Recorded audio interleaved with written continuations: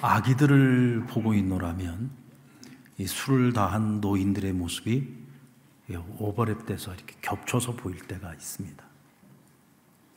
어린 아기들을 보면은 엄마의 도움 없이는 아무것도 할 수 없잖아요. 대소변도 가릴 수 없고, 먹여주고 입혀주고 씻겨주고 갈아주지 않으면 아무것도 할 수 없는 게 아이들입니다. 근데 여러분, 요양원에 계시는 우리 어르신들 보십시오. 똑같습니다. 하나도 다르지 않아요. 누군가의 도움 없이는 하루도 살아갈 수 없는 것이 이제 술을 다해가는 어르신들의 모습이죠. 그런데 아이들과 노인의 확실한 차이가 있습니다. 같은 돌봄과 섬김을 먹으면서 아이들은 계속 성장해 간다는 거, 계속 발전해 간다는 거죠. 근데 어른들은 어떻습니까? 그 섬김과 돌봄을 계속 입을지라도 계속 몸은 더 불편해져 가고 육체는 더 후패해져 가고 결국은 무덤을 향하는 거죠. 결국 세월이라고 하는 것은 피해갈 수가 없습니다. 선반 위의 약봉지는 많아지고 기억력은 점점점 감퇴되고 몸의 움직임도 예전 같지 않아서 점점 더 불편해지는 일들이 많아집니다. 이런 불편함을 조금 지연할 수는 있어요. 그러나 피해갈 수는 없다는 거죠. 그래서 예전 같지 않은 육체의 한계 앞에서 서러움이 늘어납니다. 아이고, 이제 늙는구나. 늙는다는 게 참 서럽다는 얘기를 가끔 어르신들 통해서 듣기도 합니다. 또 체념이 늘어가죠. 이것이 노화의 단계를 겪고 있는 사람들이 경험하게 되는 보편적 심리라고 할 수 있습니다.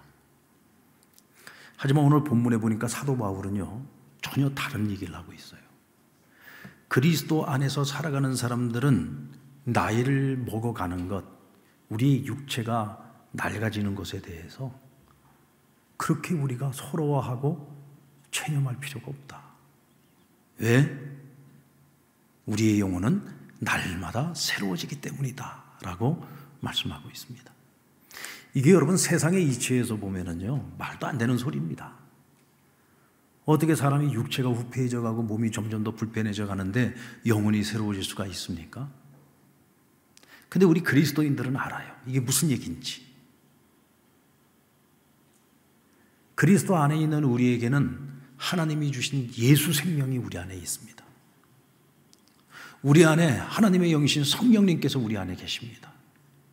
성령이 우리를 늘 도와주시고 우리 안에 예수 생명이 있기 때문에 비록 육체는 점점 낡아지고 후패해 갈지라도 우리의 영혼은 우리 학위에 딸려서 날마다 새로워질 수 있기 때문입니다. 그래서 이 말씀이 우리에게는 굉장히 큰 위로가 되고 굉장히 큰 소망이 되는 거예요. 그리스도인이 그리스도의 고난을 우리의 육체에 품고 산다. 사실 여러분, 우리가 함께 읽었었던 이 본문의 말씀은 꼭 육체의 노화를 의미하는 것이 아닙니다. 그리스도를 인하여 핍박을 당하고 고통 중에 우리의 육체가 낡아진다고 해도 우리의 영혼은 날마다 새로워지기 때문에 낙심하지 말아야 합니다 라고 오늘 바울이 이야기하고 있는 거예요. 근데 여러분,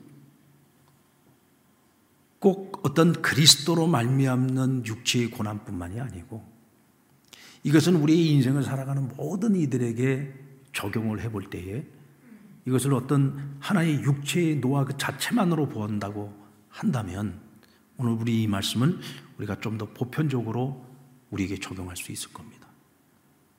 자, 그런데 한 걸음 더 나아가서 우리가 그리스도의 고난을 우리의 마음에 품고 또 우리의 육체 가운데에서 그 고난을 감당을 해낸다고 할 때 우리의 소망은 육체에 있는 것이 아니라 영혼에 있다. 영혼은 하나님의 나라에 두고 살아가기 때문에 우리가 낙심하지 말아야 된다는 거죠. 17절 말씀을 보시면은 우리가 잠시 받는 환난에 경한 것이 지극히 크고 영원한 영광에 중한 것을 우리에게 이루게 함이니 그랬어요. 그러니까 우리가 잠시 받는 환난은 경한 것이다 그랬어요. 그리고 이것은 잠깐이라는 것입니다. 반면에 그로 인해서 우리가 하나님께로부터 받게 될 것은 뭐냐? 지극히 크고 영원한 영광에 경한 것이 아니라 중한 것이다 라고 말씀하고 있습니다. 그러니까 이 두 가지를 놓고 비교를 해본다면 우리가 주목해야 될 것은 뭐예요? 환난이 아니라 그 짧은 환난, 그 경한 환난이 지나가고 났을 때 하나님께서 우리에게 주시는 그 영광의 중요함, 영혼의 새로움, 이것은 말로 다 할 수 없는 축복이라는 것이죠. 오늘 우리는 71주년을 맞는 창립주일 예배로 하나님 앞에 드립니다. 여러분 71살이라고 하는 이 나이가 칠순을 넘기고 이제 백순을 향해서 나아가는 노년의 시기라고 할 수 있습니다. 자, 그러나 오늘 이것을 바울의 말씀으로 적용을 해본다고 하면 교회가 나이는 계속해서 먹어갑니다.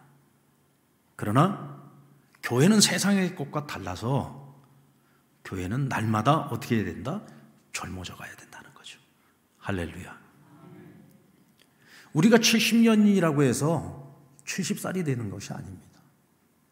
100년이 된다고 해서 100살이 되는 것이 아니라 교회는, 하나님의 교회는 비록 건물은 낡아져간다고 할지라도 세월은 먹어간다고 할지라도 교회는 하나님의 영, 그리스도의 영이 함께하고 있기 때문에 날마다 날마다 젊어지는 교회, 날마다 날마다 새로워지는 교회가 되어야 한다는 것이죠.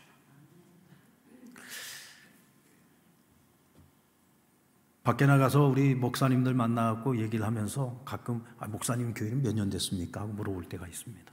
아직 71년 됐습니다. 그럼 어떤 분이 그래요. 우리 교회는 80년 됐는데. 그럼 어떤 분이 그럽니다. 우리 교회는 뭐 100살밖에 안 됐습니다. 여러분들 이 경남 지역에 100년 이상 된 교회들이 꽤 많습니다. 그러니까 이런 분들 앞에서는요, 71년 이거 어디 명함도 못 내밀어요. 그러니까 역사를 가지고 얘기를 하면은요, 이분들하고 얘기가 안 됩니다. 여러분 71년의 역사도 참 하나님 앞에 감사한 게 너무 많은데 100년의 역사면은 얼마나 감사할 일이 많겠습니까? 그러나 여러분, 교회의 역사가 몇 년이냐보다 더 중요한 것이 있습니다. 어떤 100년이냐가 중요한 거죠. 어떤 70년이냐가 중요한 거죠. 그런데 그보다 더 중요한 것이 있습니다. 현재 하나님 앞에서 우리 교회는 어떤 교회인가? 오늘의 모습이 중요합니다. 지금 현재의 모습이 중요한 거죠. 그러니까 과거의 역사를 늘 자랑하고 있는 교회를 보면은요, 과거의 영광이 찬란했어요. 오늘 뭐 내세울 게 없는 거예요. 그러니까 늘 과거에 연연하는 것이고 옛날에는 자꾸 옛날 얘기만 하는 거예요. 그러다 보면 여러분 라떼 교회가 되고 맙니다. 라떼는 뭐 옛날에는 맨날 옛날 얘기만 하고 있는 거죠. 여러분, 하나님께서 우리에게 물으시는 것은요, 우리의 옛날을 묻지 않습니다. 너 30년 전에 뭐 했냐? 20년 전에 뭐 했냐? 10년 전에 뭐 했냐? 그거 묻는 게 아니에요. 너 지금 어떤 삶을 살고 있냐? 오늘 밤 하나님이 우리를 부르셔서 우리가 하나님 앞에 선다고 했을 때 하나님께서 우리에게 무엇을 물으시겠습니까? 너 옛날에 뭐 했니? 이거 묻지 않습니다. 너 지금 뭐 하다가 왔니? 하고 우리에게 물으실 겁니다. 항상 하나님은 현재를 묻습니다. 여러분 지금 현재 나의 현 주소, 내 신앙의 현 주소는 지금 어디쯤에 있습니까?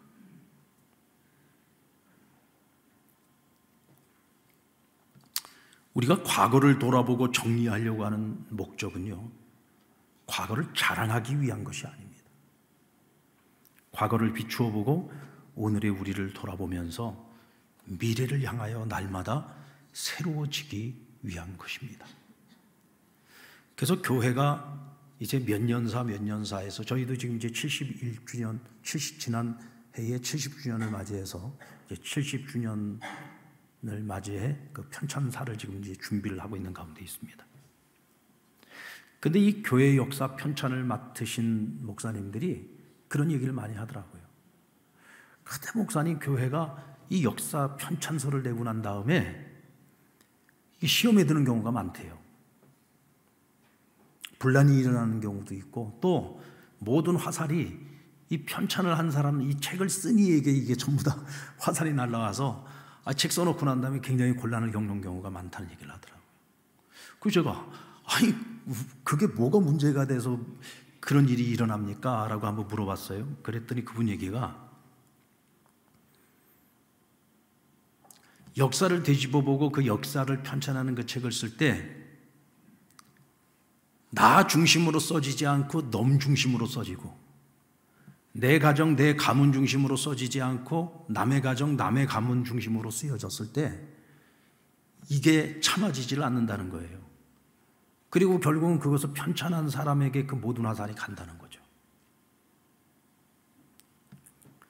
여러분, 교회 역사는 누구 중심으로 쓰여지는 게 아니에요. 교회의 중심은 언제나 하나님 한 분이십니다. 아멘입니까?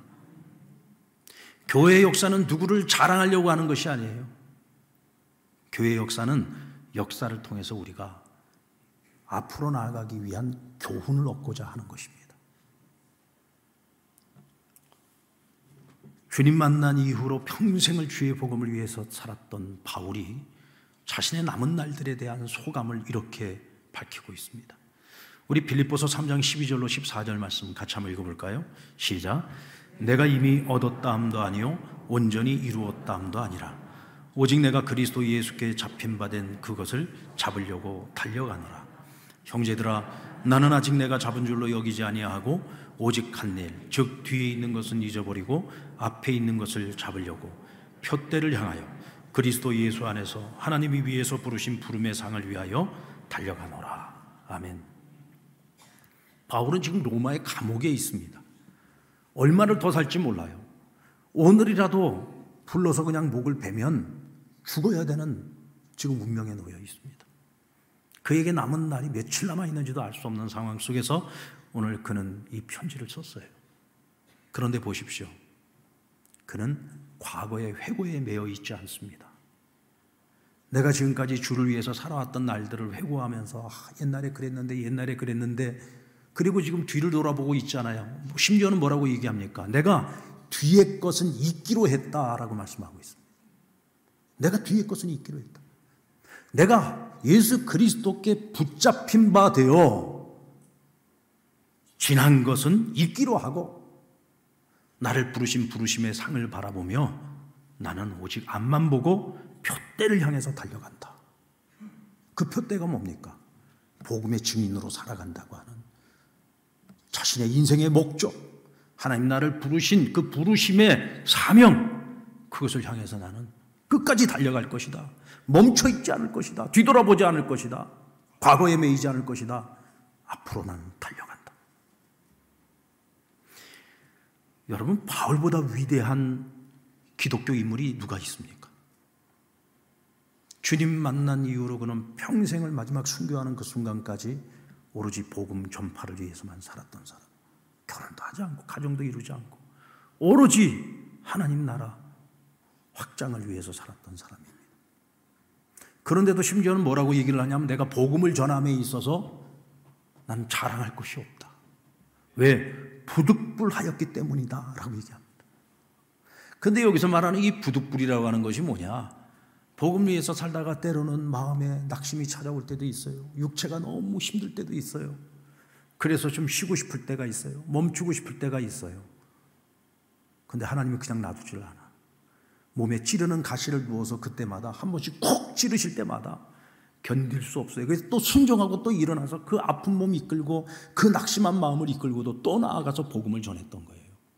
그런데 그런 날들이 얼마나 많이 있었겠느냐고요. 바울인데요. 어쩌면 복음을 위한 인생에서 몇 차례 있지 않았던 일이었을런지도 몰라요. 그러나 그는 그것 때문에 내가 억지로 했던 날들이 있었다는 이유 때문에 복음 전함에 내가 자랑할 것이 없다고 이야기를 합니다. 여러분, 위대한 사도 바울도 자랑할 것이 없는데 우리가 뭘 자랑할 것이 있겠습니까? 오늘의 상랑교회가 여러분 사람이 이룬 것인가요? 그저 사람들은 하나님께서 그 자리에 세우시고 하나님께서 하라시니까 열심을 다했을 뿐이요, 오늘의 상남교회는 하나님께서 이루신 것입니다. 하나님께서 하신 것이죠. 우리는 아무것도 자랑할 것이 없습니다. 우리가 자랑할 것이 있다면 오직 예수 그리스도 한 분밖에 없습니다. 우리는 역사를 자랑하는 교회가 아니라 역사를 통해 교훈을 얻는 교회가 되어야 할 것입니다. 우리가 역사를 살펴보는 이유는 우리 앞에 있는 표대를 향해 흔들림 없이 달려가기 위한 추진력을 얻기 위한 것입니다. 여러분, 우리 성도들의 삶 가운데서도 역시 마찬가지입니다. 나이를 먹어갈수록 지난 날의 추억에 잠기지 마십시오. 남은 우리의 날들을 무엇으로 채울 것인가를 고민하시기 바랍니다. 영적인 새로움을 위해서 한 번 더, 하나 더 우리가 추진력 있게 앞을 향해서 달려나갈 수 있는 저와 여러분 되기를 우리 주님의 이름으로 축원합니다. 그리고 우리는 익숙함에서 벗어나야 됩니다. 그리고 새로운 도전에 시간을 투자하십시오. 나이를 먹는다는 것은요, 익숙함을 의미하는 겁니다. 그 익숙함을 통해서 우리가 얻을 수 있는 것은 편리함밖에 없습니다. 왜요? 살아가면서 세월을 먹어가면서 이 경험이 축적되다 보니까 사는 것이 조금 더 익숙해져요. 그런데 여러분, 우리가 익숙함에 빠지는 것만큼 새로움과는 멀어진다는 사실을 기억하셔야 됩니다. 여러분들 하루 일과를 마치고 나서 집에 돌아왔을 때 우리에게 가장 익숙한 자리가 어디입니까? 책상 앞입니까? 운동장입니까? 아니면 소파입니까? 여러분, 하루에 지친 몸을 이끌고 집에 와서 그냥 소파에 누워서 TV를 딱 켜놓은 그 순간서부터 우리는 익숙함에 완전히 빠져들고 말죠. 그리고 그 저녁 시간은 다 잃어버린 시간이 되고 맙니다.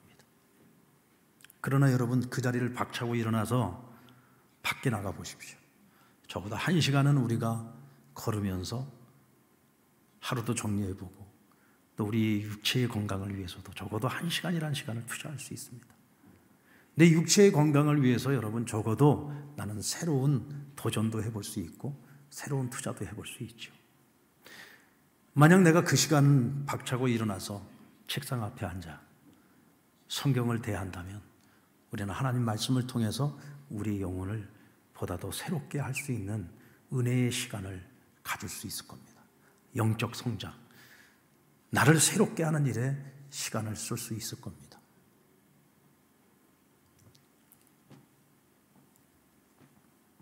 그 누워 무의미하게 보내는 그 익숙함의 시간을 줄여나가십시오.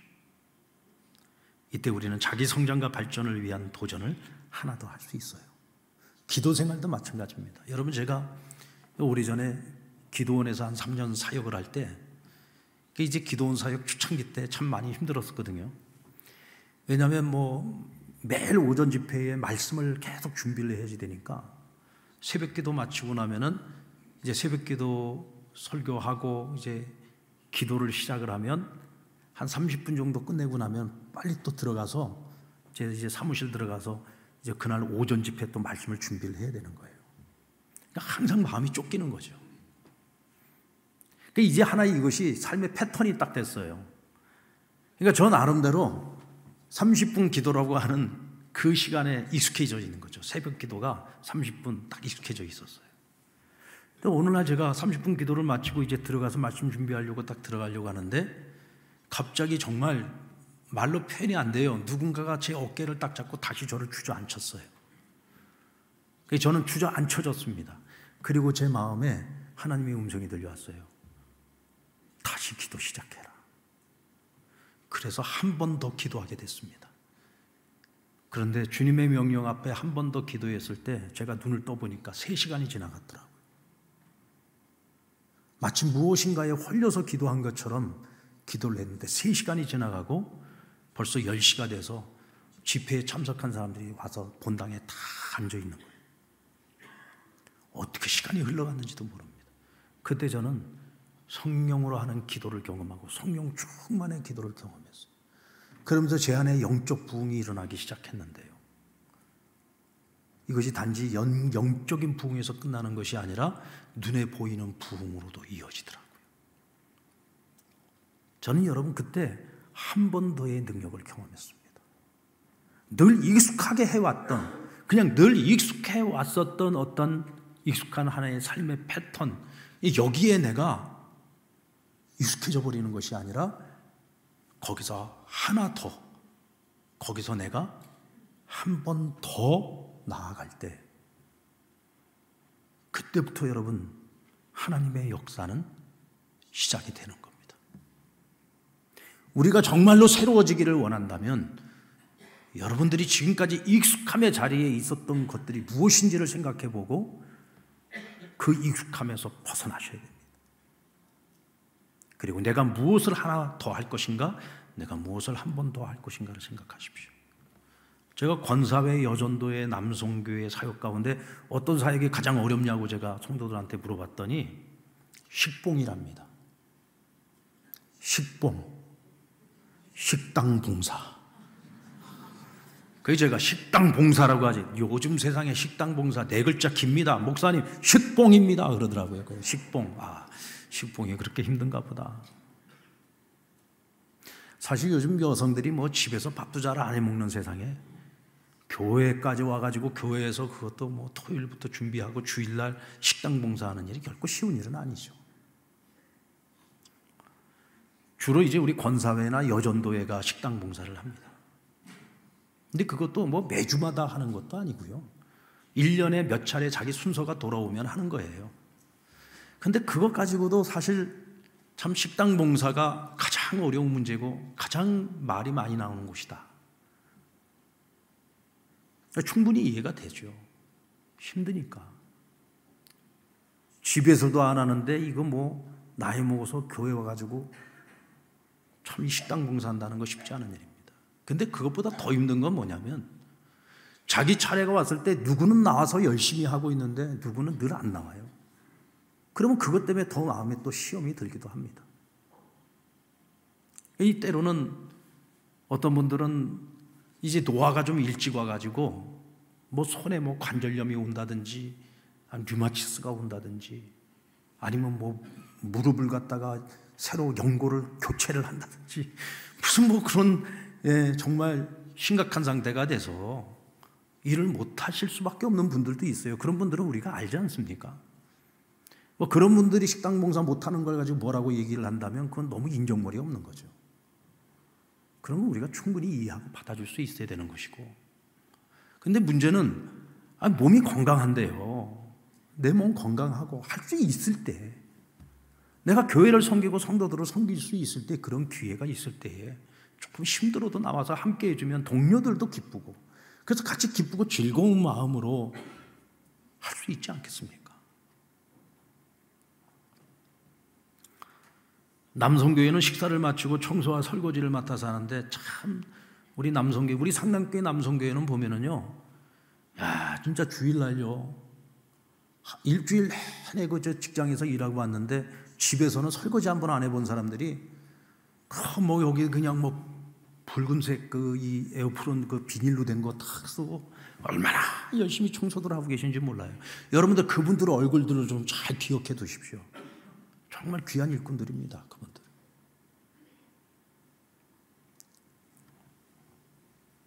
근데 그것도 참 보면은 늘 하는 사람들이 하지 안 하는 사람들은 안 하죠.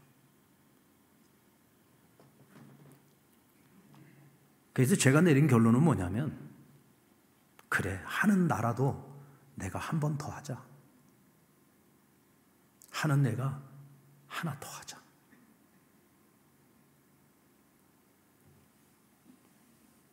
우리가 이런 마음을 가지고 한다면 우리가 즐거운 마음으로 할 수 있지 않겠습니까? 결국은 교회를 섬긴다라고 하는 것은 사람을 섬기는 것이 아니라 하나님을 섬기는 거죠. 그렇다면 우리가 기쁨으로 감사함으로 해야 되지 않겠습니까? 식당 봉사뿐만이 아니라 교회 곳곳에서 주일뿐만 아니라 평일에도 곳곳에서 섬기는 이들이 있습니다. 여러분들, 내가 상랑교회 교인으로서 신앙생활을 하면서 아직까지 내가 섬겨야 될 자리를 찾지 못했고 어느 것 하나도 성도들을 섬기는 일에 내가 나를 들이지 못했다면 정말 이제부터라도 하나님 내게 주시는 은사를 따라 내가 뭐 한 가지라도 내가 할 수 있는 것이 없을까 고민해보고 생각해보고 섬기고 봉사하십시오. 익숙한 것에 머물러 있지 마세요. 나는 늘 뭐 그냥 예배만 잘 드렸으면 난 그것만으로 만족했으니까. 여기에 여러분 익숙해지지 마십시오. 난 여기까지만이야. 난 그 이상은 못해. 교회 와서 내가 늘 만나는 몇몇 사람이 있는데 난 그 사람들하고만 만나서 교제하면 돼. 그 이상 또 다른 사람 만나고 싶지 않아. 손 딱 그어놓는 거죠. 봉사를 하는 것도 난 여기까지. 예배를 드리는 것도 나 주일 예배 한 번 드리면 되지. 뭐 수요 부흥 기도회까지 예배를 드려.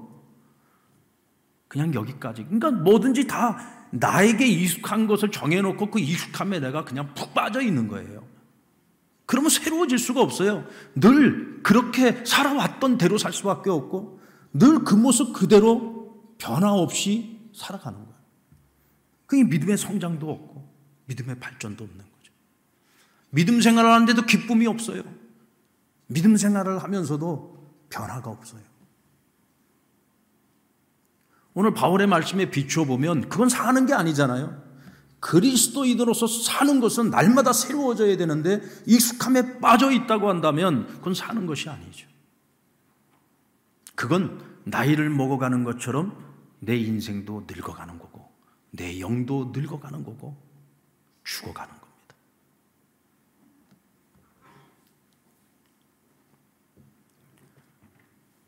여러분, 우리 상랑교회는 유람선 같은 교회가 되면 안 됩니다. 항공모함 같은 교회가 돼야죠. 유람선을 타보면은요, 그 배에서 일하는 사람 한 100명이 쭉 일을 하고 그 안에 타고 있는 900명은 그냥 놀고 먹습니다.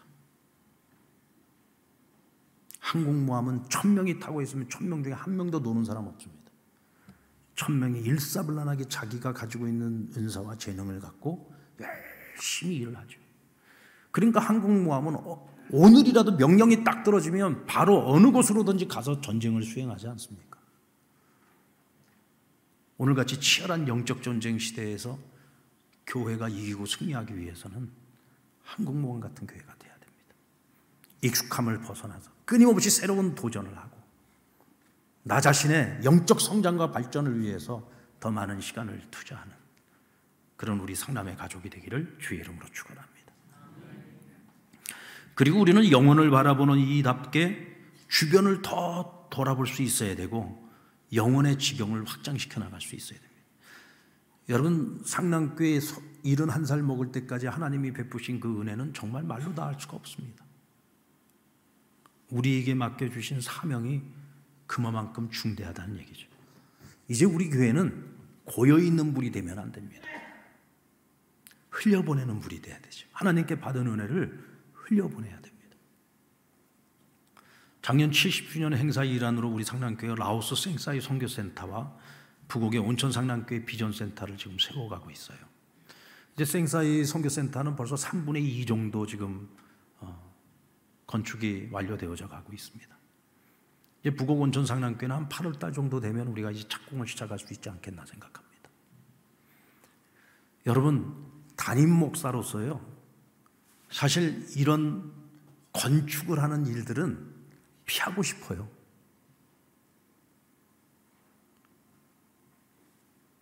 참 힘든 일이거든요, 이게. 기도도 많이 필요하고 성도들의 마음에 하나가 되어져서 또 성도들이 함께 힘을 모아줘야 되고 이게 쉽지 않은 일입니다.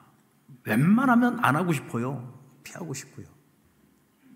그런데 이 두 가지 비전 사역이요, 누가 담임 목사가 하고 싶어서 이게 하는 것이 아니라 하나님이 이걸 할 수밖에 없도록 몰아붙이셔가지고 저도 결국 두 손 들고 하나님 앞에 순종하면서 하나님이 하라고 하시니까 지금 가고 있는 길입니다. 근데 이것을 진행해 나가면서 뒤를 돌아보니까 야, 이건 하나님이 우리에게 주신 축복의 선물이구나. 하나님이 우리 상랑교회 비전으로 주신 선물이에요. 생사의 선교센터를 통해서 이제 우리 상랑교회는 성도들이 직접적으로 단기, 장기 선교를 할 수가 있어요. 그곳에 가서 1년씩 머물면서 퇴직하시고 난 후에 시간이 좀 되시는 분들, 또 직장에서 내가 가지고 있던 재능을 가지고 계시는 분들이 그곳에 가면 얼마나 섬기고 할 일이 많겠습니까? 또 우리 청소년들 아이들도 그곳에 가서 선교를 직접 몸으로 경험해 볼 수 있고, 그런 다양한 우리 상랑교회가 앞으로 세계 선교를 향해서 더 나아갈 수 있는 어떤 하나의 통로가 될 수 있는 거죠. 부곡온천 상랑교회는 그 교회가 그냥 사라져 버릴 수밖에 없는 상황 속에서 우리 상랑교회가 품은 겁니다. 왜? 그곳에도 교회는, 예배는 계속 되어져야 되니까. 그리고 이제 그곳에 비전센터가 세워짐으로써 우리 다음 세대 아이들이 그곳에 가서 수련회도 하고, 또 우리 상랑교회는 양육과 훈련들이 굉장히 활발하게 소그룹이 활발하게 이루어지고 있으니까 그곳에 가서 얼마나 다양한 프로그램들을 할 수가 있겠습니까? 근데 이것이 우리만 사용하는 것이 아니라 우리가 창원 경남에 있는 여러 많은 교회들이 함께 이 비전센터를 같이 공유하고 같이 사용할 수 있어서 우리 상랑교회에게 주신 그 하나님의 은혜와 축복을 우리가 이 지역 교회들과 함께 공유하고 나눌 수 있는 그런 축복의 마중물이 될 수 있는 거죠. 할렐루야. 가만히 생각해 보니까 이거는 그냥 하나님 우리에게 주신 선물이에요.